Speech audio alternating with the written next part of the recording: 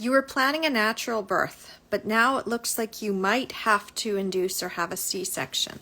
Or you're just worried that something might go wrong and you'll have to have a C-section or induction, and you're scared because you don't know what to put in your plan. If you've been following me for a while and you have my book, Your Empowered Birth, then you probably already know about my basic How to Write Your Empowered Birth Plan mini course that comes as a bonus with this book.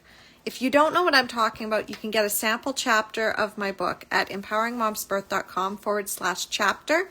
It overlays the 5-pillar system that you need. But what do you do if you suddenly realize that you might need an induction? Or what do you put in that backup birth plan? What's allowed and what's not? Okay, so first of all, you need to recognize that when you have those possible scenarios where something could go wrong, oftentimes there's signs leading up to it. So one of the things inside of the birth plan mini course I teach is writing your red lines in the sand. Your hard lines in the sand are unless it's life or death.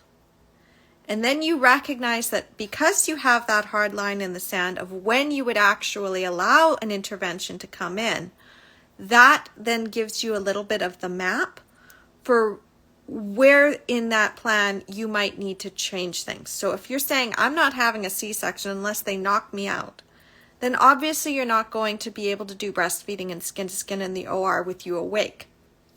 However, if baby is still doing well, you could very easily have your partner help you to do skin-to-skin with the baby and have you breastfeeding while you are unconscious. That could still be done. If it's still important for you to have pictures, you could have that done.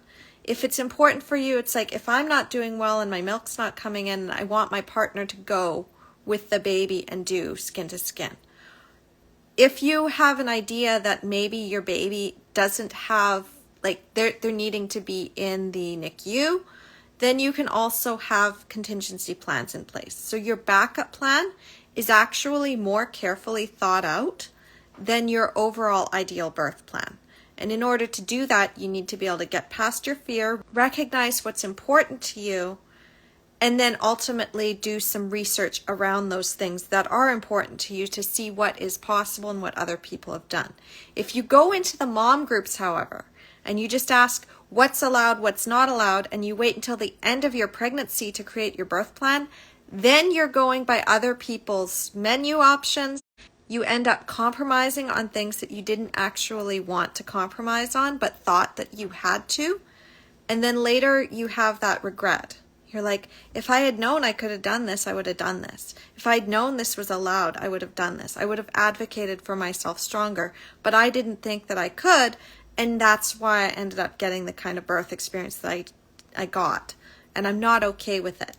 So if you want no regrets, even in a medicalized birth situation, you need to be coming to this with the idea of what is most important to you first, which is why you create your ideal birth plan first. That is the first step.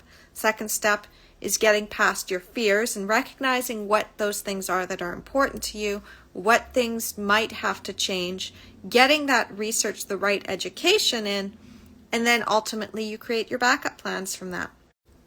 In fact, Jenny, my partner, who is also running the Birth House Network and now Empress Birthworks, which is a t-shirt company and merchandise, she actually did this. She had backup plans for if she had high blood pressure, if she needed an induction, if she needed a C-section. She had backup plans for if there was something wrong with the baby after birth. She had backup plan after backup plan after backup plan.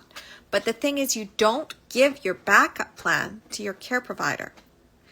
That puts them into the idea of the medical model.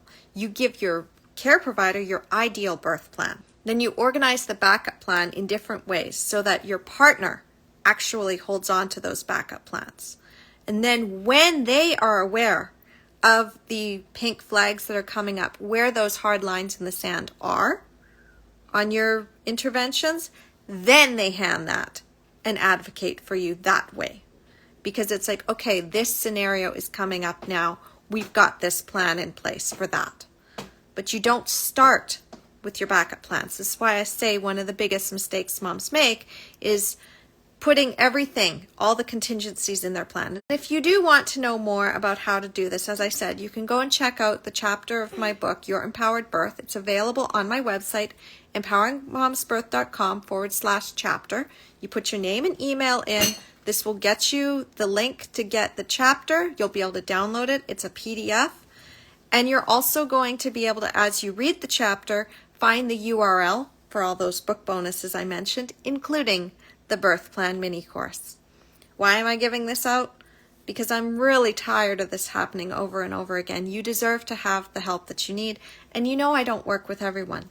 So I want to make sure that you're still getting that help as I work on new projects. And I'll talk to you soon. Bye.